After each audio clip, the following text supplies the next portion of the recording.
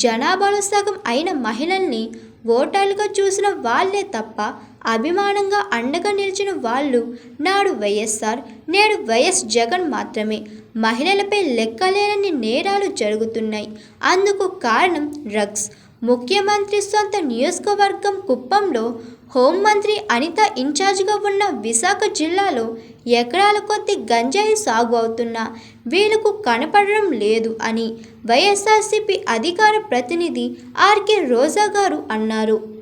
రోజు అని కూడా ఈ సందర్భంగా తెలియజేసుకుంటున్నాను. ఎందుకంటే వైఎస్ రాజశేఖర రెడ్డి గారు, ఆ తర్వాత జగనన్న, వీరిద్దరి ప్రభుత్వంలోనే మహిళలకి గౌరవం, భద్రత, రాజకీయంగా ఎంతో ఎదుగుదల, అలాగే సాధికార దిశగా ఆర్థికంగా బలోపేతం చేసే విధంగా తండ్రి కొడుకులు ఇద్దరూ కూడా మనకి ఎంత సపోర్టివ్గా ఉన్నారో ఒకసారి మనం అందరం కూడా గుర్తు చేసుకోవాలి.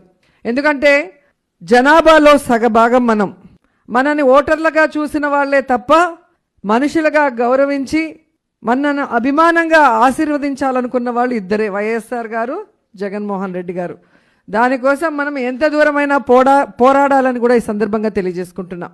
ఎందుకంటే ఎప్పుడెప్పుడు చంద్రబాబు నాయుడు అధికారంలోకి వస్తాడో అప్పుడప్పుడు ఆడవాళ్ళ మీద అఘాయిత్యాలు కానీ, ఆడవాళ్ళని అవమానించటం కానీ, ఆడవాళ్ళని చులకనగా చూడటం కానీ, ఆడవాళ్ళకి ఇచ్చిన వాగ్దానాలు చేయకుండా ఎలా గాలికి వదిలేస్తారో చంద్రబాబు నాయుడు ముఖ్యమంత్రి అయిన ప్రతిసారి మనం గమనిస్తున్నాం. కాబట్టి ఇలాంటి వ్యక్తి మళ్ళీ ముఖ్యమంత్రి అవ్వటం మన దురదృష్టకరం. ఈరోజు చంద్రబాబు నాయుడు ముఖ్యమంత్రి అయిన తర్వాత ఏ విధంగా ఈ రాష్ట్రంలో మహిళల జీవన విధానం ఎంత భయంకరంగా మారిందో మనం కళ్ళారా చూస్తున్నాం. ఎందుకంటే చిన్న పిల్లల నుంచి ముసలి వాళ్ళ వరకు ఎక్కడ చూసినా వారి మీద ఎలా అఘాయిత్యాలు జరుగుతున్నాయి. ఎందువల్ల? ఈ రాష్ట్రంలో డ్రగ్స్, గంజాయి విచ్చల విడిగా చంద్రబాబు నాయుడు సీఎంగా ఉన్న తనను గెలిపించిన కుప్పం ప్రాంతంలోనే ఎకరాలకు ఎకరాలు గంజాయి సాగు చేస్తుంటే ఆయనకి కనిపించదు. ఈ రాష్ట్రానికి హోంమంత్రి చెప్పుకునే ఒక మహిళ తాను ఇన్ఛార్జ్కున్న వైజాగ్ జిల్లాలో గంజాయి ఎకరాలు పండిస్తుంటే ఆవిడికి కనిపించదు. అండ్ దురదృష్టకరం, అటు వైజాగ్ కానీ ఇటు గుంటూరులో సీఎం గారు ఉన్న చోట కానీ ఈరోజు డ్రగ్స్కి అడ్డాగా మారిపోయింది. వీళ్ళు వచ్చిన తర్వాత బెల్ట్ షాపులు వీధికి పెట్టడం వల్లే ఈ మహిళల మీద, ఈ చిన్నపిల్లల మీద అఘాయిత్యాలు కానీ, అత్యాచారాలు కానీ, హత్యలు కానీ జరుగుతున్నాయి అనేది మనం అందరం కూడా చూస్తున్న విషయం. ప్రతిరోజు పేపర్ తిరగేస్తే, టీవీ చూస్తే అక్కడ అమ్మాయిని ఎత్తుకెళ్ళిపోయారు, ఇక్కడ అమ్మాయిని చంపేశారు, అక్కడ అమ్మాయి మీద యాసిడ్ పోశారు, ఇక్కడ ఈ అమ్మాయి గొంతు కోసారు. ఎంత బాధగా ఉంటుందో ఒకసారి ఆలోచించండి. కానీ ఈ ప్రభుత్వానికి చీమ కుట్టినట్టు కూడా లేదు. అటు సిబిఎన్కి అలాగే ఉంది, ఇటు డిప్యూటీ సీఎంకి అలాగే ఉంది, అటు హోమ్ మినిస్టర్ ఒక మహిళగా ఉండి కూడా మహిళకి సపోర్ట్ చేయకపోవడం అనేది దురదృష్టకరం. ఒకటా రెండా, ఒక మహిళ బాగుంటే ఆ ఇల్లు బాగుంటుంది అని నమ్మిన వ్యక్తులు వైఎస్ఆర్ గారు, జగన్మోహన్ రెడ్డి గారు. అందుకే మహిళల్ని ఆర్థికంగా ఎప్పుడు బలోపేతం చేసేదానికి వారిద్దరూ కూడా కంకణం కట్టుకున్నారు. ఒక మహిళ ఏం కోరుకుంటుంది? తనకొక గౌరవంగా ఒక ఇల్లు కావాలనుకుంటుంది, తన బిడ్డలకి చక్కటి చదువు కావాలనుకుంటుంది, తన అత్తమామలకి, తన కుటుంబానికి మంచి ఆరోగ్యాన్ని అందించాలనుకుంటుంది. ఇవన్నీ కూడా వాళ్ళు ఇవ్వటం మనం చూసాం. అంటే గౌరవంగా ఆ కుటుంబంలో మనం కూడా ఒక మగవాడికి సమానంగా గౌరవం పొందుతూ మన కోరికైనా మన పిల్లల చదువు కానీ, ఇంటిల్లిపాది ఆరోగ్యంగా ఉండటం కానీ, మనం గౌరవంగా ఒక ఇంట్లో ఉండటం కానీ, ఇవన్నీ కూడా వాళ్ళు చేయటం జరిగింది.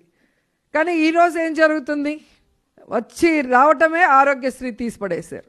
దానివల్ల ఎంతమంది పేదవాళ్ళు ఈ రాష్ట్రంలో పెద్ద పెద్ద ఆపరేషన్స్ కానీ, ప్రతి జబ్బుకి కూడా పైసా ఖర్చు లేకుండా ఈరోజు ధైర్యంగా చేసుకొని వచ్చేవాళ్ళు. కానీ వీళ్ళు వచ్చిన తర్వాత ఆరోగ్యశ్రీ తీసేశాక ప్రతి ఒక్కరు కూడా టెన్షన్. ఎందుకంటే ఒక పేద కుటుంబం ఒక ఆరోగ్యం కోసమో చదువు కోసమో అప్పు చేస్తే ఆ అప్పులో వాళ్ళు మునిగిపోవటమే. ఎందుకంటే అసలు కాదు కదా, వడ్డీ కూడా కట్టలేం, చక్రవడ్డీలతో వాళ్ళని చంపేసే పరిస్థితి.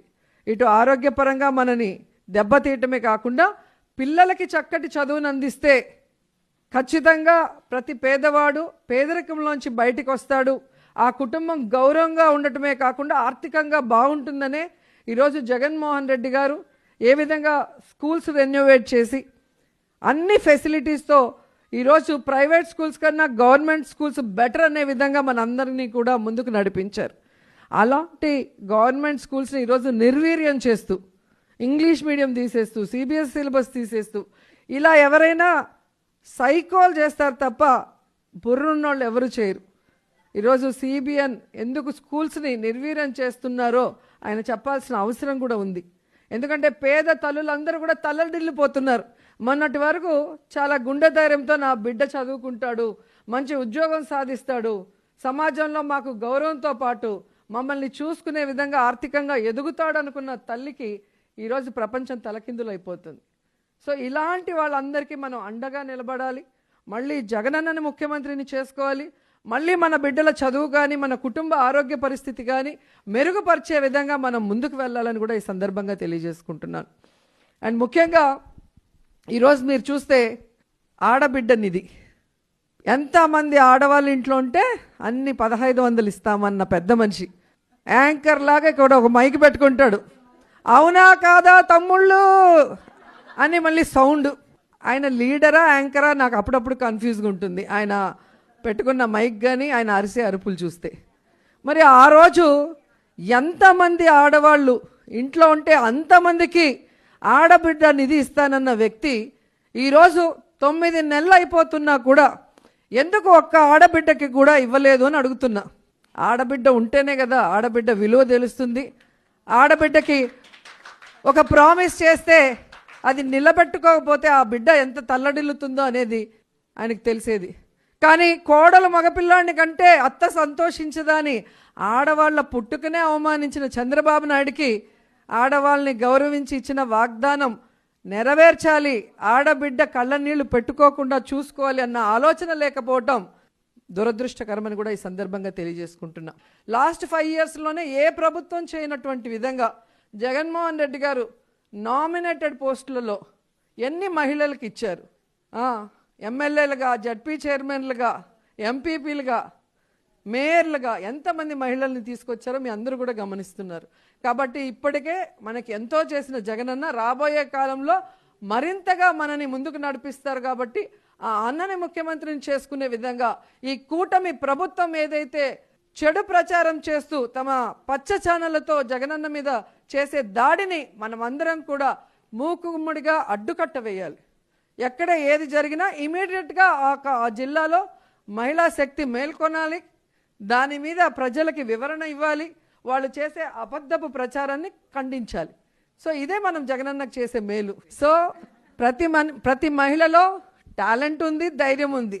నువ్వు చేయగలవని ఎవరైనా చెప్తేనే వాళ్ళు యాక్టివేట్ అవుతారు. అది వద్దు, మనమే యాక్టివేట్ చేసుకునే పరిస్థితి రావాలి అని కూడా తెలియజేసుకుంటూ, సో ఇంత మంచి కార్యక్రమాల్లో మహిళలందరూ కూడా ప్రపంచవ్యాప్తంగా చేసుకునే ఈ పండుగ రోజు నన్ను గెస్ట్గా పిలిచినందుకు నా అదృష్టంగా భావిస్తూ కళ్యాణికి మరోసారి థ్యాంక్స్ చెప్తూ, ఇక్కడ వచ్చిన మహిళలందరికీ కూడా మీకు మేమున్నాం, మా వెనక జగనన్న ఉన్నాడు, మన అందరినీ కూడా మళ్ళీ మంచి రోజులు తీసుకురావడానికి అన్న ఛాయశక్తుల ఆయన ముందుకు నడుస్తున్నారు. ఆయన్ని గెలిపించుకోవాల్సిన బాధ్యతని మనం అందరం తీసుకుంటూ ఈ మహిళా వ్యతిరేక ప్రభుత్వమైన కూటమి ప్రభుత్వాన్ని కూకటి వేళ్లతో కూడా పెకిలించే విధంగా మనం అందరం కూడా ఈరోజు శపథం చేసి కంకణం కట్టుకోవాలని కూడా ఈ సందర్భంగా అందరినీ కోరుకుంటూ సెలవు తీసుకుంటున్నాను.